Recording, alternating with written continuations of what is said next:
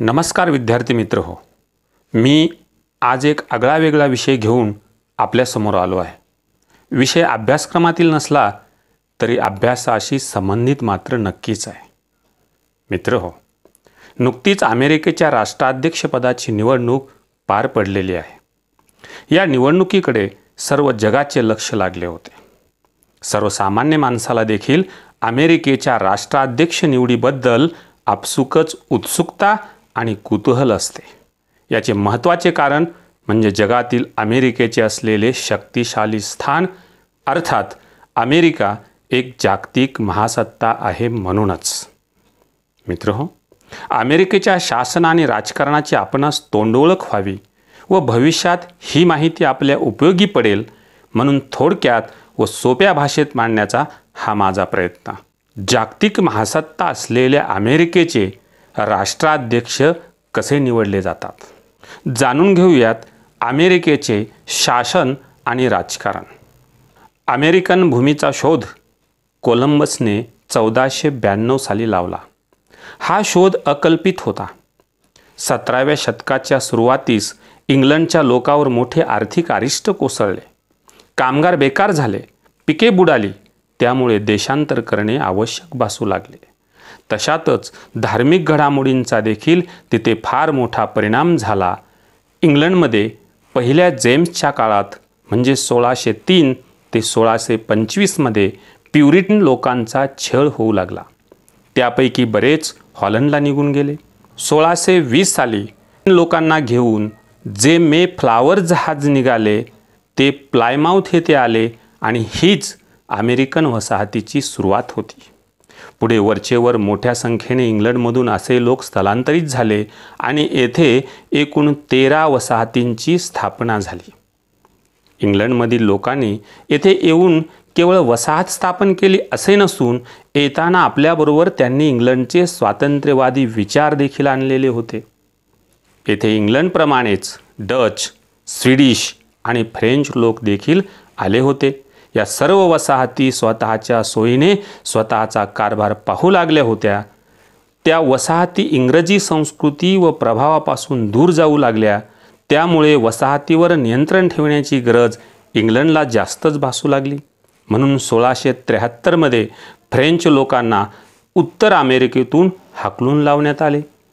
वसाहतींचा कारभार चालवणे सोपी बाब नव्हती. त्यासाठी पैशांची आवश्यकता होती. म्हणून वसाहतींच्या खर्चासाठी व मुख्य म्हणजे तिच्या संरक्षणासाठी जो पैसा लागेल त्याचा बराच भाग वसाहतींच्या माथ्यावर लावण्यात आला आणि त्यामुळे इथूनच खऱ्या अर्थाने असंतोषाची सुरुवात झाली.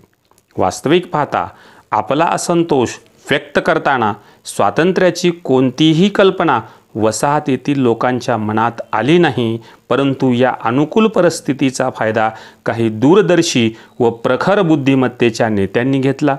जॉन ॲडम्स, थॉमस जेफरसन यांनी आपापल्या वसाहतीमध्ये मनुष्याच्या निसर्गसिद्ध स्वातंत्र्याचा पुरस्कार करण्यास सुरुवात केली.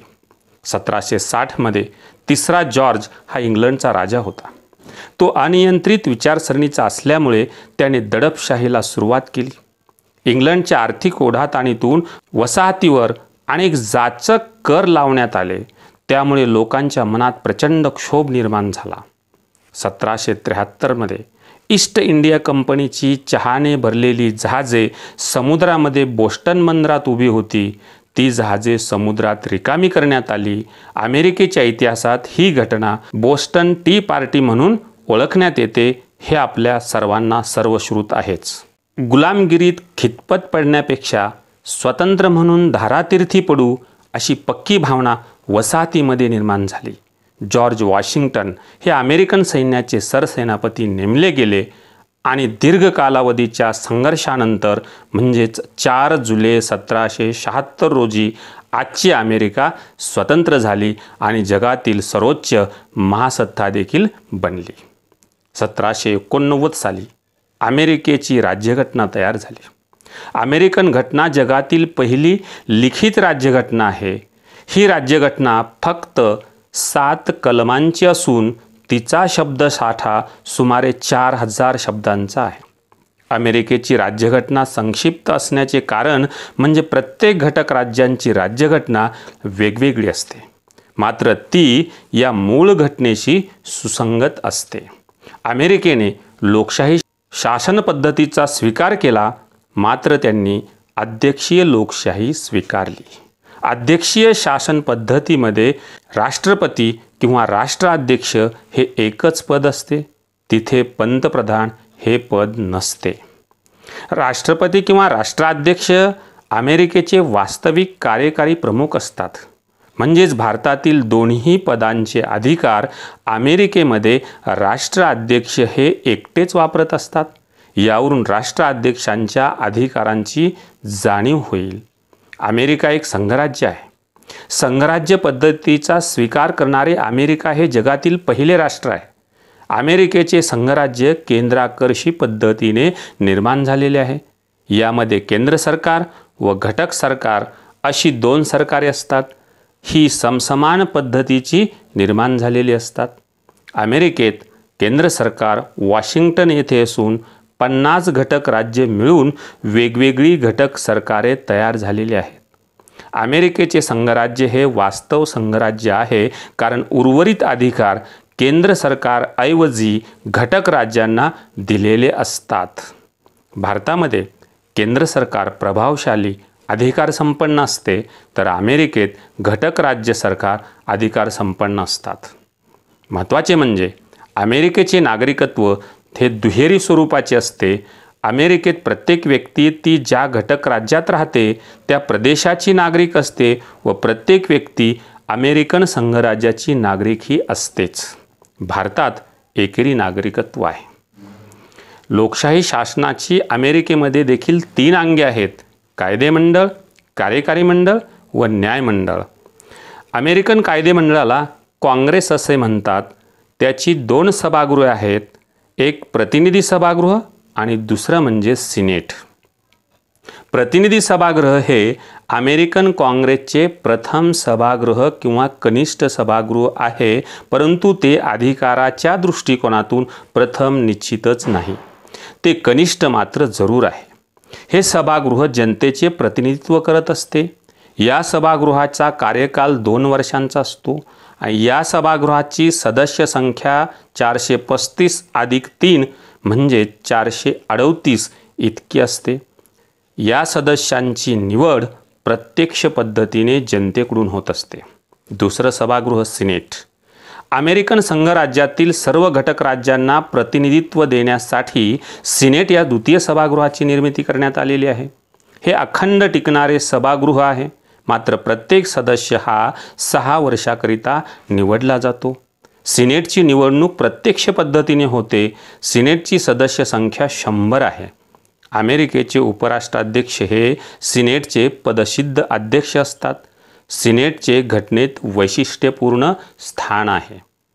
अमेरिकन न्यायमंडळ हे साधारणतः भारताप्रमाणेच दिसून येते, कारण न्यायमंडळाचे स्वातंत्र्य, न्यायालयीन पुनर्विलोकन, मूलभूत हक्क यासारख्या तत्वांचा स्वीकार भारताने अमेरिकेच्या राज्यघटनेतूनच केलेला आहे. अमेरिकन पक्षपद्धती खऱ्या अर्थाने द्विपक्ष पद्धतीवरच आधारलेली आहे, कारण सुरुवातीपासूनच डेमोक्रॅटिक व रिपब्लिक हे 2च पक्ष त्या ठिकाणी अस्तित्वात असून आजही तेच जोमात आहेत. आलटून पालटून हे 2च पक्ष सत्तेवर येत असतात. इतर पक्ष स्थानिक अथवा प्रांतीय स्वरूपाचे आहेत. इतर पक्षांना अजूनपर्यंत अमेरिकेचे राष्ट्राध्यक्षपद प्राप्त करता आलेले नाही. या अर्थाने अमेरिकेत द्विपक्ष पद्धती आहे असे आपल्याला म्हणता येईल.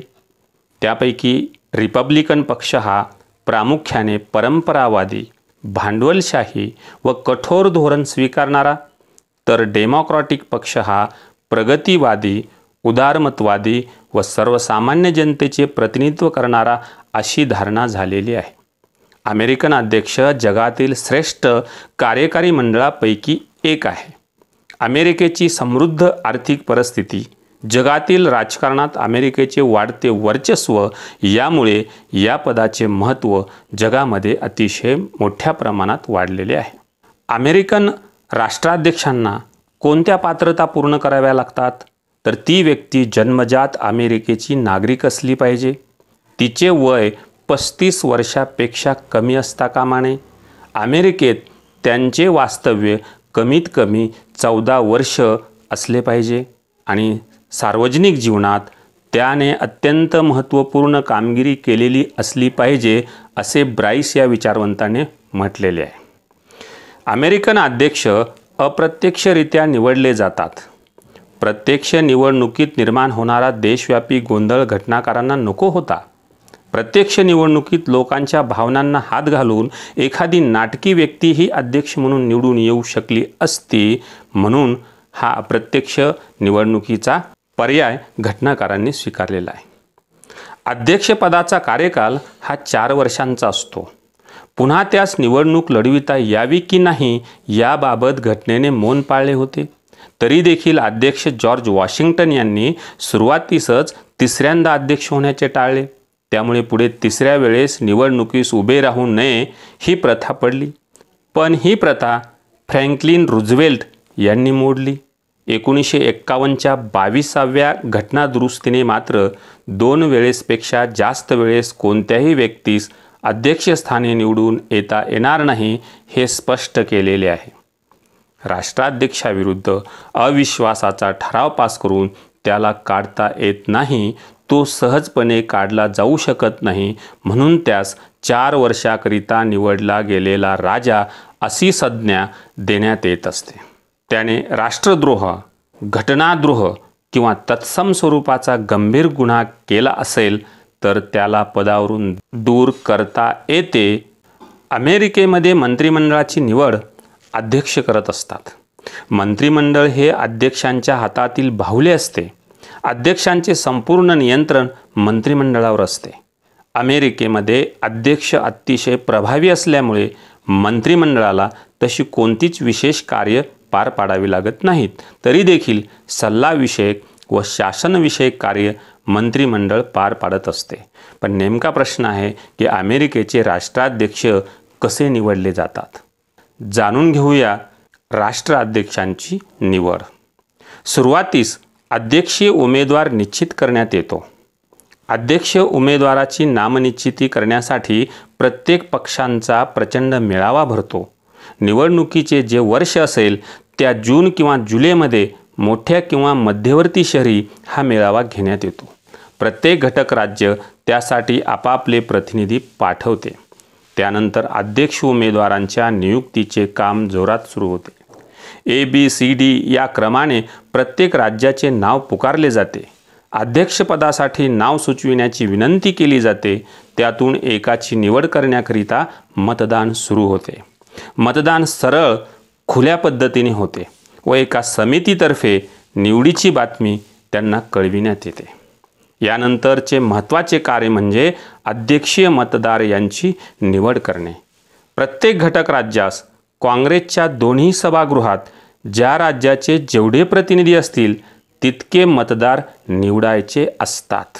उदाहरणार्थ न्यूयॉर्कमधून प्रतिनिधी गृहाचे 45 आणि सिनेटचे 2 म्हणजे 47 सभासद असतील तर प्रत्येक पक्ष त्या राज्यातून 47 मतदारांची यादी तयार करेल. अध्यक्षपदाच्या मतदारांची निवड ही नोव्हेंबर महिन्यातील पहिल्या मंगळवारी करावयाची असते. लोक व्यक्तिगतरित्या मतदाराच्या नावे मत देत नाहीत तर विशिष्ट पक्षाच्या चिन्हावर ते खून करत असतात. आणि एखाद्या घटक राज्यात ज्या राजकीय पक्षास जास्त मते पडतील त्या पक्षाचेच त्या राज्यातील सर्व उमेदवार निवडून येतात. प्रत्येक पक्षाचा प्रयत्न एक राज्य ताब्यात घेण्याचा असतो. अध्यक्षीय मतदारांची म्हणजे ज्याला इलेक्टोरल कॉलेज असं म्हणतात त्याची निवड झाली की एकूण 438 अधिक 100 म्हणजेच 538 मतदारांपैकी ते ज्या पक्षाचे बहुसंख्येने असतील त्याच पक्षाचा अध्यक्ष होणार हे निश्चित ठरलेले असते. यानंतर शेवटची पायरी म्हणजे अध्यक्षांची निवड होय. अध्यक्षीय मतदार नोव्हेंबर महिन्यात निवडून येतात. अध्यक्षांची निवड 14 डिसेंबर रोजी केली जाते. गुप्त मतदान पद्धतीने अध्यक्ष उपाध्यक्ष यांना अध्यक्षीय मतदार मतदान करतात। सिनेटचे अध्यक्ष हे सिनेट व प्रतिनिधीगृह यांच्या उपस्थितीत 6 जानेवारी रोजी त्या मतांची मोजणी करतात। अमेरिकन घटनेच्या तरतुदीप्रमाणे ज्यास एकूण मतदारांच्या 50% अधिक म्हणजेच 538 पैकी 270 मते पडतील त्यास अध्यक्ष म्हणून जाहीर केले जाते। यदाकदाचित अध्यक्षीय निवडणुकीत कोणत्याही उमेदवाराला स्पष्ट बहुमत न मिळाल्यास पहिल्या 3 उमेदवारांमधून अध्यक्ष निवडण्याचा अधिकार प्रतिनिधी सभागृहाला दिलेला आहे। निवडून आलेले अध्यक्ष 20 जानेवारी रोजी अध्यक्षपदाची शपथ घेतात। अमेरिकेचे सरन्यायाधीश त्यांना शपथ देतात आणि नवीन अध्यक्ष स्वतःच्या हाऊसमधून थेट व्हाईट हाऊसमध्ये जातात। 4 जुलै हा अमेरिकेचा स्वातंत्र्य दिन आहे। अमेरिका म्हणजे मूळच्या 13 वसाहती स्वतःच्याच देशाच्या म्हणजे इंग्लंडच्या पारतंत्र्यात होत्या। अमेरिकेच्या स्वातंत्र्य लढ्यात जॉर्ज वॉशिंग्टन यांचे योगदान अनन्यसाधारण आहे। अमेरिकेचे नाव अमेरिका असे नसून USA म्हणजेच युनायटेड स्टेट्स ऑफ अमेरिका असे आहे। जगातील सर्वात छोटी लिखित व जगातील पहिली लिखित राज्यघटना अमेरिकेची आहे। राष्ट्राध्यक्षांची निवडणूक प्रक्रिया जवळजवळ 1 वर्षभर चालत असते। अमेरिकन राष्ट्राध्यक्षांची निवडणूक ही अप्रत्यक्षरित्या होते। अमेरिकेच्या कायदेमंडळाला काँग्रेस म्हणतात। राष्ट्राध्यक्षांच्या निवडणुकीत सिनेट व प्रतिनिधी सभागृहाचे अनुक्रमे 438 आणि 100 असे एकूण 538 सदस्य मतदान करतात। अमेरिकेमध्ये कधीच मध्यावधी निवडणुका होत नाहीत। एक व्यक्ती 2 वेळाच अध्यक्षपदाची निवडणूक लढवू शकतो। सर्व प्रकारचे मतदान टिक मार्क करून केले जाते। अमेरिकेत 2च पक्ष प्रभावी आहेत। राष्ट्राध्यक्षपदाचा कार्यकाल 4 वर्षांचा असतो। अध्यक्षपदासाठी व्यक्ती जन्मजात अमेरिकन नागरिक असावीच लागते। रिपब्लिकन पक्षाचे चिन्ह हत्ती असून डेमोक्रॅटिक पक्षाचे निवडणूक चिन्ह गाढव आहे। अमेरिकेतील मंत्रिमंडळ हे घटनाबाह्य परंतु घटनाविरोधी नसलेली संस्था आहे। राष्ट्राध्यक्ष शपथ घेताना बायबल हातात घेऊन शपथ घेत असतात आणि अमेरिकेत कैद्यांना मतदानाचा अधिकार नसतो। George Washington, John Adams, Thomas Jefferson, James Madison, Andrew Jackson, John Taylor, William Machiavelli, Roosevelt, Woodrow Wilson, Franklin Roosevelt, John Kennedy, George Bush, Bill Clinton, Barack Obama, Donald Trump हे काही अमेरिकेचे राष्ट्राध्यक्ष आहेत। नुकत्याच झालेल्या निवडणुकीमध्ये डेमोक्रॅटिक पक्षाचे अध्यक्षपदाचे उमेदवार जो बायडन आणि उपाध्यक्षपदाच्या उमेदवार कमला हॅरिस यांना बहुमत प्राप्त झालेले आहे। बाकी आहे यांच्या अधिकृत निवडीची घोषणा। तेव्हा जागतिक महासत्ता असलेल्या या नवीन अध्यक्षांना आणि उपाध्यक्षांना शुभेच्छा देऊ। धन्यवाद।